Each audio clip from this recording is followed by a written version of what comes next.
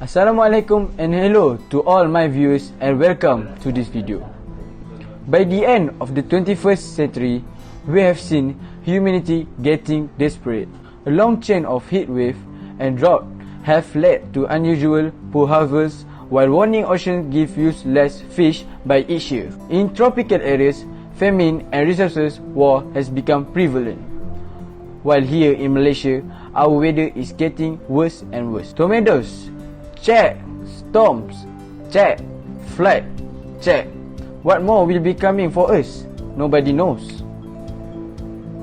Human hands had a long time sculpting mature up until today, and in fact, we are doing it right now. We love to experiment with things like releasing carbon dioxide 40 tons per year only just to see the effect 100 years later. Some may be aware, but some may be not. However, today we would like to share with you probably one of the most controversial solutions, although it seems like the solution fit this situation very much. It is geoengineering. So what is geoengineering, you may ask? So basically, geoengineering is a global scale of modifying the Earth system that includes the atmosphere, hydrosphere, geosphere and blogosphere. First of all, to do something, we must know about it clear. In a nutshell, geoengineering has two big parts. The first one is solar radiation management, aka SRM. To reduce Earth heat, we should reduce the solar energy received by Earth. By reflecting more sunlight, we can reflect more solar energy back into space before the energy becomes a long wave of infrared radiation that will be trapped by greenhouse gases. Imagine you are snuggling under a blanket. You are emitting infrared radiation and the heat will be kept all under the blanket that makes you feel comfortable on a cold night. Here are some methods for solar radiation management: albedo enhancement, stratospheric aerosol injection, and parasol effect. The second one is greenhouse gas removal, aka GGR. This technique aims to remove carbon dioxide or other greenhouse gases from the atmosphere, directly countering the increased greenhouse effect and ocean acidification. It is like you are vacuuming out smokes out of the mixture, where you will be left with purely clean air.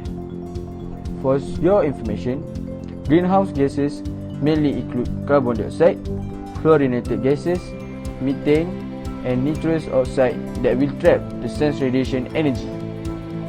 These greenhouse removal methods include afforestation, biochar, bioenergy with carbon capture and sequestration, ambient air capture, ocean fertilization, enhanced weathering, and ocean alkalinity enhancement. Malaysia now has been listed among several nations that will see an economic growth 20% below what they had expected by 2050 if the increase in global temperature reached 2 degrees Celsius. Now, the global average temperature has already risen by 1.2 degrees Celsius compared to the pre-industrial in time in 1980 until 1990, and that's why Paris Agreement fails. To simplify this, we can say that a hot place has become hotter and places with a weather disaster will have more of it. For example, current typhoons are more common and stronger than those in previous decades.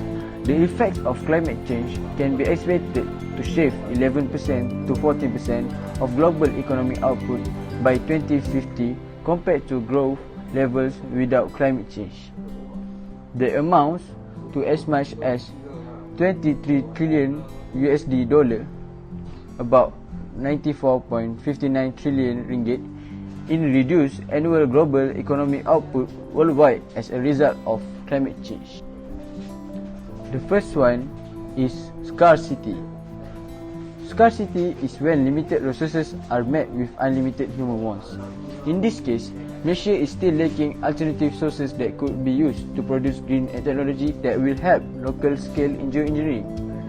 Not to forget, the local demand is increasing as the awareness too. Opportunity cost. Geoengineering is an alternative to slow down climate changes. However, we are juggling with its risks, whether it is a success or a big failure that could lead to worse climate change and probably the dying of humanity. Now we have either to choose to stay with worsening climate change, or we have to sacrifice some of our country's income to reverse the effect of climate change. Inflation. This act will cause drastic consequences to the nature, even though it helps to decrease surrounding temperature. Some parts of Malaysia agriculture, ecotourism and agrotourism probably could not cope with the drastic effects. It will cause inflation due to stunted natural resources growth and the resources to produce goods. The higher costs incurred by business sectors will bring cost-push inflation, and from this, there will be lower production that leads to a shortage of goods and services.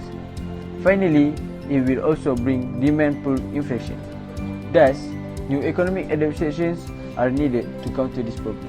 To adapt to Malaysia's nature and economics, here are some methods that could be done in this country. Albedo enhancement.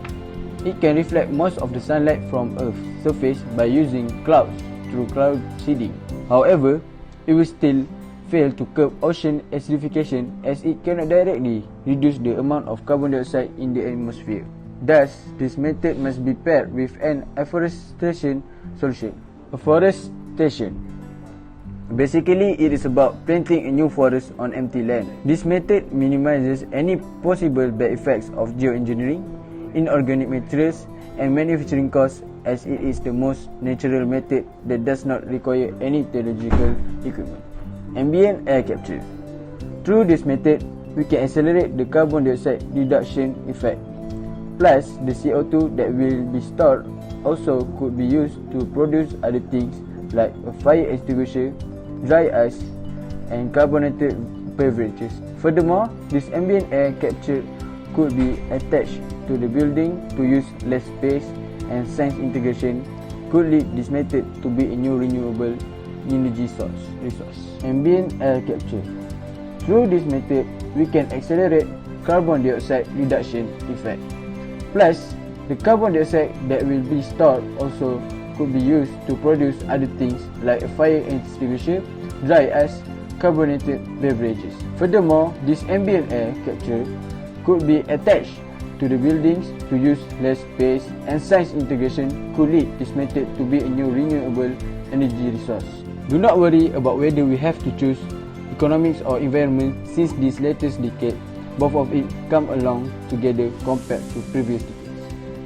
Now, we can choose to produce more by emit less. In fact, when people are getting more awareness about this thing, people probably will invest more, thus leading to lower costs and high production of green technology like what we want. Thus, we should work together to begin with a new type of economics, which is green economics, where neither nature nor economics will affect each other. Last but not least, now is the right time for us to integrate nature and economics in order to counter the nature issues like global warming and economic issues like inflation that we have yet to solve.